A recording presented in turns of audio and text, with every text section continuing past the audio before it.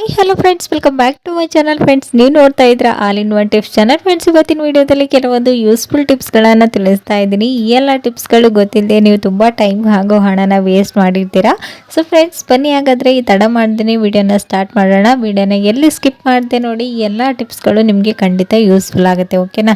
ಹಾಗೆಯೇ ಸಿಲಿಂಡರ್ ಚೆನ್ನಾಗಿ ಉರಿತಾ ಇಲ್ಲ, ಅದನ್ನು ಹೇಗೆ ಕ್ಲೀನ್ ಮಾಡ್ಕೊಳ್ಳೋದು ತಿಳಿಸಿ ಅಂತ ಒಂದು ನಿಮ್ಮ ರಿಕ್ವೆಸ್ಟೆಡ್ ವಿಡಿಯೋ ಕೂಡ ಇತ್ತು. ಅದನ್ನು ಕೂಡ ಇವತ್ತಿನ ವಿಡಿಯೋದಲ್ಲಿ ತಿಳಿಸಿದ್ದೀನಿ. ಸೊ ಬನ್ನಿ ಈ ವಿಡಿಯೋನ ಸ್ಟಾರ್ಟ್ ಮಾಡೋಣ. ಓಕೆನಾ?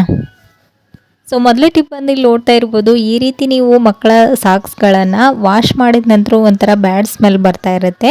ಸೊ ಇದನ್ನು ನಾವು ಹೇಗೆ ಅವಾಯ್ಡ್ ಮಾಡೋದಂತೇಳಿ ತೋರಿಸ್ತಾ ಇದ್ದೀನಿ. ಇಲ್ಲಿ ನೋಡ್ತಾ ಇದ್ದೀರಲ್ವ, ವಾಶ್ ಮಾಡಿದ ನಂತರ ಈ ಒಂದು ಸಾಕ್ಸ್ಗಳನ್ನು ಇದರಲ್ಲಿ ಒಂದು ಸ್ವಲ್ಪ ಮನೆಯಲ್ಲಿ ಯೂಸ್ ಮಾಡುವಂಥ ಯಾವುದಾದ್ರೂ ಪೌಡರ್ನ ಹಾಕಿ ನೀಟಾಗಿ ಇದನ್ನು ರಬ್ ಮಾಡಿ ಇಟ್ಕೊಳ್ಳೋದ್ರಿಂದ ಈ ಸಾಕ್ಸ್ ಸ್ಮೆಲ್ ಬರೋದಿಲ್ಲ. ಇವಾಗ ಒಂದು ಸ್ವಲ್ಪ ಮಳೆ ಬೀಳೋದ್ರಿಂದ ಅಷ್ಟೊಂದು ನೀಟಾಗಿ ಬಿಸಿಲೆಲ್ಲ ಬೀಳೋದಿಲ್ಲಲ್ವ, ಸೊ ಹಾಗಾಗಿನೂ ಕೂಡ ಒಂದೊಂದು ಸರಿ ಸಾಕ್ಸ್ ಎಲ್ಲನೂ ಸ್ಮೆಲ್ ಆಗ್ತಾ ಇರುತ್ತೆ. ಸೊ ಈ ಒಂದು ಟಿಪ್ಸ್ನ ಟ್ರೈ ಮಾಡಿ. ಹಾಗೆಯೇ ಒಂದು ಸಾಕ್ಸ್ 1 ಲೀಟರ್ ಸಿಗ್ತಾ ಇರಲ್ಲ, ಈ ರೀತಿ ನೀವು ಫೋಲ್ಡ್ ಮಾಡಿ ಇಟ್ಕೊಳ್ಳೋದ್ರಿಂದನೂ ಕೂಡ 2 ಸಾಕ್ಸ್ ಈಸಿಯಾಗಿ ಸಿಕ್ಬಿಡುತ್ತೆ. ಸೊ ಟ್ರೈ ಮಾಡಿ ನೋಡಿ. ಓಕೆನಾ?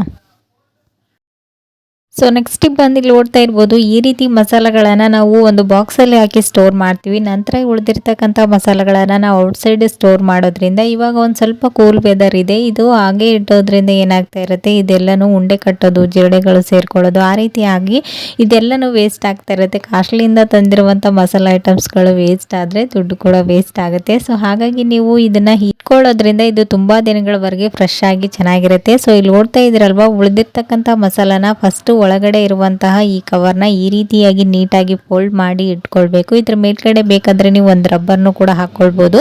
ಸೊ ಇವಾಗ ನಂತರ ಇಲ್ಲಿ ನೋಡ್ತಾ ಇದ್ರಲ್ವಾ, ಬಾಕ್ಸನ್ನು ನಾನು ವಿಡಿಯೋದಲ್ಲಿ ತೋರಿಸ್ದಾಗೇ ನೀಟಾಗಿ ಇನ್ಸೈಡ್ ಕವರ್ ಆಗೋ ಹಾಗೆ ಈ ರೀತಿ ಫೋಲ್ಡ್ ಮಾಡಿ ಇಡೋದ್ರಿಂದ ಇದ್ರ ಒಳಗಡೆ ಹೇರ್ ಕೂಡ ಹೋಗೋದಿಲ್ಲ. ಹಾಗೆಯೇ ಇದರ ಒಳಗಡೆ ಜಿರಳೆ ಆಗಿರ್ಬೋದು ಏನೂ ಸೇರ್ಕೊಳ್ಳೋದಿಲ್ಲ. ಗಾಳಿ ಆಡಿಲ್ಲ ಅಂತಂದರೆ ಯಾವುದೇ ಪದಾರ್ಥ ಆದ್ರೂ ಬೇಗನೆ ಕೆಡೋದಿಲ್ಲ. ನೀವು ಆದಷ್ಟು ಈ ರೀತಿ ಮಸಾಲೆ ಐಟಮ್ಸ್ಗಳನ್ನು ಫ್ರಿಜ್ಜಲ್ಲಿ ಸ್ಟೋರ್ ಮಾಡೋದು ಬೆಸ್ಟ್. ಒಂದು ಹೇರ್ ಕಂಟೈನರ್ ಬಾಕ್ಸಲ್ಲಿ ಹಾಕಿ ಔಟ್ಸೈಡ್ ಸ್ಟೋರ್ ಮಾಡೋರಾದರೆ ಈ ರೀತಿ ನೀವು ಒಂದ್ಸರಿ ಟ್ರೈ ಮಾಡಿ ನೋಡಿ. ಖಂಡಿತ ಈ ಒಂದು ಟಿಪ್ಸ್ ಯೂಸ್ಫುಲ್ ಆಗುತ್ತೆ. ಓಕೆನಾ? ಸೊ ನೆಕ್ಸ್ಟ್ ಟಿಪ್ ಬಂದು ಇಲ್ಲಿ ನೋಡ್ತಾ ಇರ್ಬೋದು, ಇದು ನಿಮ್ಮ ರಿಕ್ವೆಸ್ಟೆಡ್ ವಿಡಿಯೋ. ನಾವು ಎಷ್ಟು ಕ್ಲೀನ್ ಮಾಡಿಕೊಂಡ್ರು ಈ ಒಂದು ಬರ್ನರ್ಗಳು ಕ್ಲೀನೇ ಆಗ್ತಾ ಇಲ್ಲ. ಹಾಗೆಯೇ ಇದು ಸಿಲಿಂಡರ್ ಕೂಡ ವೇಸ್ಟ್ ಆಗ್ತಾ ಇದೆ, ಗ್ಯಾಸ್ ಸ್ಮೆಲ್ಲೆಲ್ಲನೂ ಬರ್ತಾ ಇದೆ, ನೀಟಾಗಿ ಉರಿತಾ ಇಲ್ಲ, ಏನು ಮಾಡಬೇಕಂತ ಕೇಳಿದ್ರಿ. ಸೊ ಹಾಗಾಗಿ ನಾನು ಮನೆಯಲ್ಲಿ ಈ ರೀತಿ ನೀವು ಲಿಕ್ವಿಡ್ನ ರೆಡಿ ಮಾಡಿಕೊಂಡು ಯಾವ ರೀತಿ ಕ್ಲೀನ್ ಮಾಡ್ಕೊಳ್ಳೋದು ಅಂತೇಳಿ ತೋರಿಸ್ತಾ ಇದ್ದೀನಿ. ಇಲ್ಲಿ ಒಂದು ಮಿಕ್ಸಿಂಗ್ ಬೌಲ್ಗೆ ನಾನು 2 ಟೇಬಲ್ ಸ್ಪೂನ್ ಅಷ್ಟು ಸಾಬೂನಿನ ಪುಡಿನ ಹಾಕ್ತಾ ಇದ್ದೀನಿ. ಈ ರೀತಿ ನಿಮ್ಮ ಲಿಕ್ವಿಡ್ ಇರುವಂತಹ ಅಂದರೆ ನಿಮ್ಮ ಫ್ಲೇವರ್ ಇರುವಂತಹ ಒಂದು ಸಾಬೂನ್ ಪುಡಿನ ಯೂಸ್ ಮಾಡೋದು ಬೆಸ್ಟ್. ಇಲ್ಲಾಂದರೆ ನೀವು ಅರ್ಧ ನಿಂಬೆ ಹಣ್ಣನ್ನು ಕೂಡ ಹಾಕ್ಕೊಳ್ಬೇಕಾಗತ್ತೆ. ಸೊ ಇವಾಗ ಇದಕ್ಕೆ ನಾನಿಲ್ಲಿ 1 ಟೇಬಲ್ ಸ್ಪೂನ್ ಅಷ್ಟು ಅಡುಗೆ ಸೋಡಾ, ಹಾಗೆಯೇ 1 ಟೇಬಲ್ ಸ್ಪೂನ್ ಅಷ್ಟು ಸಾಲ್ಟ್, ಹಾಗೆಯೇ ಒಂದು ಸ್ವಲ್ಪ ಕೋಲ್ಗೇಟನ್ನು ಹಾಕಿದ್ದೀನಿ. ಇವೆಲ್ಲವನ್ನು ಹಾಕಿ ಒಂದು ಸ್ವಲ್ಪ ನೀರನ್ನು ಹಾಕಿ ಇದರ ಲಿಕ್ವಿಡನ್ನು ರೆಡಿ ಮಾಡ್ಕೊಳ್ಳಿ. ಸೊ ಇವಾಗ ನೋಡ್ತಾ ಇರ್ಬೋದು ನಮ್ಮ ಸಿಲಿಂಡ್ರ್ ಎಷ್ಟು ಡರ್ಟಿ ಆಗಿದೆ ಅಂತ. ನಾವು ಹಾಲೆಲ್ಲ ಉಕ್ಕಿಸ್ಬಿಟ್ಟಿರ್ತೀವಿ ಅಲ್ವಾ, ಅದೆಲ್ಲನೂ ಇದ್ರ ಒಳಗಡೆ ಸೇರಿಕೊಂಡು ಒಂದೊಂದು ಸಲ ಗ್ಯಾಸ್ ಔಟ್ಸೈಡ್ ನೀಟಾಗಿ ಬರ್ತಾನೆ ಇರೋದಿಲ್ಲ, ಅಲ್ಲೆಲ್ಲನೂ ಬ್ಲಾಕ್ ಆಗಿಬಿಟ್ಟಿರುತ್ತೆ. ಸೊ ಆವಾಗ ನೀವು ಈ ಒಂದು ಲಿಕ್ವಿಡ್ನ ಹಾಕಿ ಒಂದು 5 ಮಿನಿಟ್ಸ್ ಬಿಟ್ಟು ನಂತರ ನೀವು ಈ ರೀತಿ ಒಂದು ಟೂತ್ ಬ್ರಷ್ನ ಸಹಾಯದಿಂದ ನೀಟಾಗಿ ಉಜ್ಕೊಳ್ಳೋದ್ರಿಂದ ಇದು ನೀಟಾಗಿ ಎಲ್ಲನೂ ಅದ್ರ ಮೇಲ್ಗಡೆ ಇರುವಂತಹ ಗಲೀಜೇನೆಲ್ಲ ಇದೆಯಲ್ವ ಅದೆಲ್ಲನೂ ಔಟ್ಸೈಡ್ ಬಂದುಬಿಡುತ್ತೆ. ಸೊ ಇಲ್ಲಿ ನೋಡ್ತಾ ಇರ್ಬೋದು, ಬರ್ನರ್ ಕೂಡ ಅಷ್ಟೇ ಈ ಒಂದು ಲಿಕ್ವಿಡಲ್ಲಿ ಡಿಪ್ ಮಾಡಿ ಇಟ್ಟಿದ್ದೀನಿ. ಇಲ್ಲಿ ನೋಡ್ತಾ ಇರ್ಬೋದು, ನಾವು ಸಿಲಿಂಡರ್ನ ಕ್ಲೀನ್ ಮಾಡೋಷ್ಟರಲ್ಲಿ ಬರ್ನರ್ ಕೂಡ ಅಷ್ಟೇ ನೀಟಾಗಿ ಇದರಲ್ಲಿ ನೆಂದಿದೆ. ಇವಾಗ ಇದನ್ನು ಒಂದ್ಸರಿ ಟೂತ್ ಬ್ರಷ್ನ ಸಹಾಯದಿಂದ ವಾಶ್ ಮಾಡ್ಕೊಂಡಿದ್ದೀನಿ. ನೀವು ಎಷ್ಟು ಇದನ್ನು ಓವರ್ ನೈಟ್ ಇಟ್ಟು ನಂತರ ಕ್ಲೀನ್ ಮಾಡ್ಕೊಳ್ಳೋದ್ರಿಂದ ಇನ್ನೂ ಚೆನ್ನಾಗಿ ಕ್ಲೀನ್ ಆಗುತ್ತೆ. ಸೊ ಇವಾಗ ನೋಡ್ತಾ ಇರ್ಬೋದು, ಸಿಲಿಂಡರ್ ಹಚ್ಚಿ ತೋರಿಸ್ತಾ ಇದ್ದೀನಿ. ಮೊದಲಿದ್ದಕ್ಕೂ ಇವಾಗೂ ಡಿಫ್ರೆಂಟ್ ಗೊತ್ತಾಗ್ತಾ ಇದೆ ಅಲ್ವಾ. ಸೊ ಈ ಒಂದು ಟಿಪ್ಸ್ನ ಟ್ರೈ ಮಾಡಿ ನೋಡಿ. 1 ತಿಂಗಳು ಬರೋ ಸಿಲಿಂಡರ್ 2 ತಿಂಗಳವರೆಗೂ ಬರುತ್ತೆ, ಗ್ಯಾಸ್ ಎಲ್ಲಿನೂ ಲೀಕ್ ಆಗೋದಿಲ್ಲ. ಸೊ ಈ ಒಂದು ಟಿಪ್ಸ್ ಕೂಡ ಖಂಡಿತ ಯೂಸ್ಫುಲ್ ಆಗುತ್ತೆ, ಒಂದ್ಸರಿ ಟ್ರೈ ಮಾಡಿ ನೋಡಿ. ಓಕೆನಾ?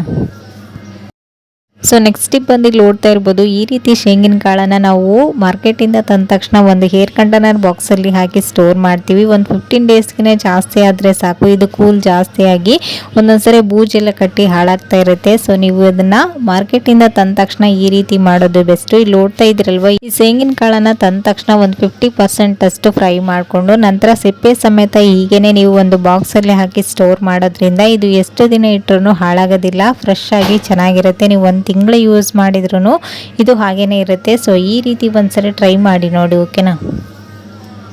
ಸೊ ನೆಕ್ಸ್ಟ್ ಟಿಪ್ ಬಂದು ನೋಡ್ತಾ ಇರ್ಬೋದು, ಈ ರೀತಿ ನೀವು ಮಳೆಯಲ್ಲಿ ನೆಂದು ಬಂದಾಗ ಒಂದೊಂದ್ಸರಿ ಜೇಬಲ್ಲಿರ್ತಕ್ಕಂಥ ನೋಟ್ಗಳಾಗಿರ್ಬೋದು ಅಥವಾ ಈ ರೀತಿ ಕಾಗದಗಳಾಗಿರ್ಬೋದು ನೆಂದು ಹೋಗ್ಬಿಟ್ಟಿರುತ್ತೆ. ಸೊ ಇದನ್ನು ನಾವು ಮಾರ್ನಿಂಗ್ ಆದರೆ ಬಿಸಿಲಲ್ಲಿ ಇಟ್ಟು ಒಣಗಿಸ್ಕೊಳ್ತೀವಿ. ಆದರೆ ನೈಟ್ ಟೈಮಲ್ಲಿ ಈ ರೀತಿ ಆಗಿಬಿಟ್ರೆ ಇದನ್ನು ಹೇಗೆ ಡ್ರೈ ಮಾಡ್ಕೊಳ್ಳೋದು ಅಂತ ಹೇಳಿ ತೋರಿಸ್ತಾ ಇದ್ದೀನಿ. ನೋಡ್ತಾ ಇರ್ಬೋದು, ಅಂಚಿನ ಮೇಲ್ಗಡೆ ಒಂದು ಸ್ವಲ್ಪ ಅಕ್ಕಿನ ಹಾಕಿ ಬಿಸಿ ಮಾಡ್ಕೊಳ್ಬೇಕು. ನಂತರ ಇದ್ರ ಮೇಲ್ಗಡೆ ನೀವು ಯಾವ ಪೇಪರ್ ಆಗಿರ್ಬೋದು, ಈ ರೀತಿ ನೋಟ್ಗಳಾಗಿರ್ಬೋದು, ಒಂದು 2 ಮಿನಿಟ್ಸ್ ಇಟ್ಟು ನಂತರ ಸ್ಟವ್ ಆಫ್ ಮಾಡ್ಕೊಳ್ಳೋದ್ರಿಂದ ನೀಟಾಗಿ ನೋಟ್ಗಳೆಲ್ಲ ಮೊದಲು ಯಾವ ರೀತಿ ಇತ್ತಲ್ವ ಅದೇ ಥರ ನೀಟಾಗಿ ಡ್ರೈ ಆಗುತ್ತೆ. ಸೊ ಈ ಒಂದು ಟಿಪ್ಸ್ ಕೂಡ ಖಂಡಿತ ಯೂಸ್ಫುಲ್ ಆಗುತ್ತೆ ಈ ಒಂದು ರೈನಿ ಸೀಸನಲ್ಲಿ. ಈ ಒಂದು ಟಿಪ್ಸ್ ನಿಮಗೆ ಖಂಡಿತ ಯೂಸ್ಫುಲ್ ಆಗುತ್ತೆ ಅಂತೇಳಿ ಅಂದ್ಕೊಂಡಿದ್ದೀನಿ. ಒಂದ್ಸರಿ ಟ್ರೈ ಮಾಡಿ ನೋಡಿ, ಓಕೆನಾ. ಸೊ ನೋಡ್ತಾ ಇರ್ಬೋದು, ಮೊದಲಿದ್ದಕ್ಕೂ ಇವಾಗೂ ನೋಟ್ಗಳು ಎಷ್ಟು ಡಿಫ್ರೆಂಟ್ ಕಾಣ್ತಾ ಇದೆ ಅಂತ, ಎಷ್ಟು ಸಾಫ್ಟ್ ಆಗಿರೋದು, ನೀಟಾಗಿ ಡ್ರೈ ಆಗಿದೆ. ಸೊ ಒಂದ್ಸರಿ ಟ್ರೈ ಮಾಡಿ ನೋಡಿ, ಓಕೆನಾ. ಸೊ ಫ್ರೆಂಡ್ಸ್, ನೋಡಿದ್ರಲ್ವಾ ಇವತ್ತಿನ ಈ ಎಲ್ಲ ಟಿಪ್ಸ್ಗಳು ನಿಮಗೂ ಕೂಡ ಖಂಡಿತ ಯೂಸ್ಫುಲ್ ಆಯ್ತು ಅಂತ ಅಂದ್ಕೊಂಡಿದ್ದೀನಿ. ಯೂಸ್ಫುಲ್ ಆದರೆ ಪ್ಲೀಸ್ ಒಂದು ಲೈಕ್ ಕೊಡೋದನ್ನು ಮರಿಬೇಡಿ. ಇದರಲ್ಲಿ ನಿಮ್ಗೆ ಯಾವ ಟಿಪ್ಸ್ ಇಷ್ಟ ಆಯ್ತು ಅಂತಲೂ ಕೂಡ ಕಮೆಂಟಲ್ಲಿ ತಿಳಿಸಿ. ಹಾಗೆಯೇ ನಿಮ್ಗೆ ಯಾವ ರೀತಿ ಟಿಪ್ಸ್ ಬೇಕಂತಲೂ ತಿಳಿಸೋದನ್ನು ಮಾತ್ರ ಮರಿಬೇಡಿ, ಓಕೆನಾ. ಸೊ ಫ್ರೆಂಡ್ಸ್, ಇವತ್ತಿನ ಈ ವಿಡಿಯೋನ ಇಲ್ಲಿಗೆ ಎಂಡ್ ಮಾಡ್ತೀನಿ. ಮತ್ತು ನಾಳೆ ಹೊಸ ಟಿಪ್ಸ್ಗಳೊಂದಿಗೆ ಮತ್ತೆ ನಿಮ್ಮನ್ನ ಮೀಟ್ ಮಾಡ್ತೀನಿ ಫ್ರೆಂಡ್ಸ್. ಅಲ್ಲಿವರೆಗೂ ಟೇಕ್ ಕೇರ್, ಬಾಯ್.